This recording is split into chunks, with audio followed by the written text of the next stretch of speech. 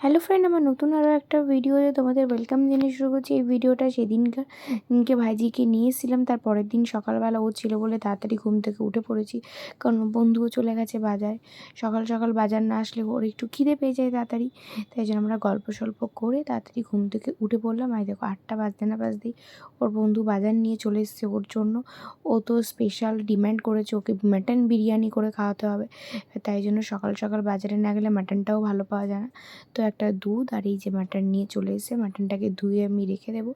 এই বিরিয়ানির প্রসেসটা যেটা আমি করেছি, আমি কিন্তু ভিডিও করেছি, তোমাদেরকে অবশ্যই ডেফিনেটলি শেয়ার করব আমি কিভাবে বিরিয়ানি রান্না করেছিলাম। আর এই দেখো, ওকে দেখো অরিও বিস্কুট দিয়ে দুধ দিয়ে ভিজিয়ে কিভাবে খাচ্ছে।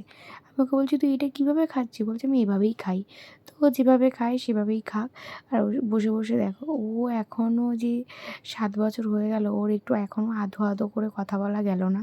আমি তো শুধু ভাবি এই দেখতে দেখতে বড় হয়ে যাচ্ছে, এই দেখতে দেখতে দুদিন পর দেখবো অনেক বড় হয়ে যাচ্ছে, তখন আমাদেরকে বলবে এই তোমরা কিছু বোঝো না, এই তোমরা কিছু বোঝো না। খেতে দিয়ে আমি তো রান্না বান্না শুরু করেই দিয়েছিলাম, আমার রান্না অনেক দূর এগিয়ে গেছে। তারপর আমরা দুপুরবেলা খেয়ে দিয়ে একটু রেস্ট করে আবার আমরা বেরোবো। এবার খাবারটা কেমন হয়েছে সেটা কিন্তু তোমরা ওর মুখ থেকে শুনে নেবে। ও বিরিয়ানিটা পেয়ে যে কী খুশি হয়েছে সেটা তোমরা না দেখলে বিশ্বাসই করতে পারবে না। ও বিরিয়ানিটার জন্য কী করেছে, ও যে বিরিয়ানি খেতে কী ভালোবাসে। হয়েছে বিরিয়ানি? মন ভরেছে?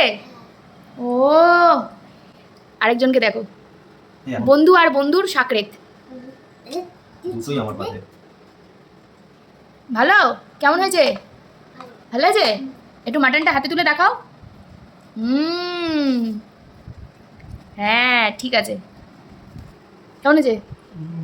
হ্যাঁ, রিভিউটা দাও। দাঁড়ো হয়েছে তো? এখন ভাইজিকে নিয়ে বেরোচ্ছি। ওর 4 তারিখ জন্মদিন, দেখি ওকে কি কিনে দিই। রেডি হওয়ার গেটে দিয়ে উইটমিটা তোমাদেরকে দেখিয়ে দিয়েছি, আমি আর ও একসাথে রেডি হয়েছিলাম। আর ও যে বিরিয়ানি খেতে ভালোবাসে, আমি তো মনে হয় ও এটা আমার থেকেই পেয়েছে। আমি এরকম ছোটোবেলা প্রতি রবিবার আমার বিরিয়ানি লাগতো, বাবা আমাকে এনে দিত, আমার এটা খুব ভালো মনে আছে। এখন শুধু ডায়েটের চক্করে এইসব কম খাই, যেহেতু মোটা হয়ে যাব, রোগা হতে থাকতে হবে, তাই জন্য আর ফাস্টফুড খাওয়া দাওয়া ভালো না। তখন বুঝতাম না, ও যখন বড় হবে তখন ও বুঝবে। এখন আমরা বিরিয়ানি খেলেই বাড়িতে বানিয়েই খাই। আর দেখো ওর জন্য যে জামার জন্য কতগুলো যে দোকান ঘুরেছি কি বলবো। ও স্কুলের জন্য রেড জামা দরকার, আমি ভাবলাম সেটাই গিফট করি, একেবারে জন্মদিন পুজো সব একটাই গিফটে হয়ে যাবে, তাই জন্য ওকে একটা রেড জামাই গিফট করলাম। আর এই জামাগুলো কোয়ালিটি খুব একটা ভালো লাগছে না, কিন্তু ওর তো এটাই পছন্দ হয়েছে, ওকে অনেক মানিয়ে টানিয়ে এসব এটা তাও পরিয়েছিলাম, কিন্তু তারপরে বললাম না, এটার কোয়ালিটিটা ভালো লাগছে না আমার। তারপর আবার একটা দোকানে গিয়ে ফাইনালি একটা রেড জামা পছন্দ হয়েছিল, এরকমই দেখতে, সেটাও ফুল রেড, একটু গাউন টাইপের হয়ে গেছিলো। যাই হোক, ফাইনালি যে রেড জামাটা পেয়েছি এটাতেই আমি খুব খুশি হয়েছি, কারণ অনেকগুলো দোকান ঘুরে ও রেড জামাটা খুঁজে পেয়েছিলাম আমরা।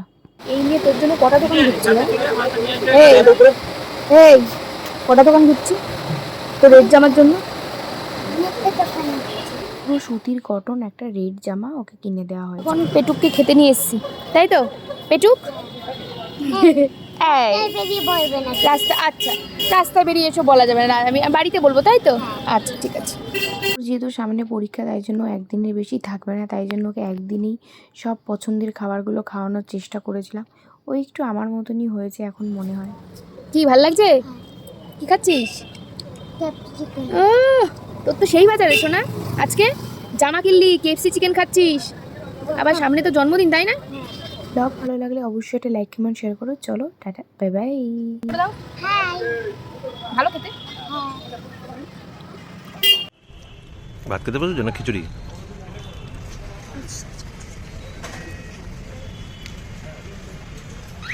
সেই বানায় সেই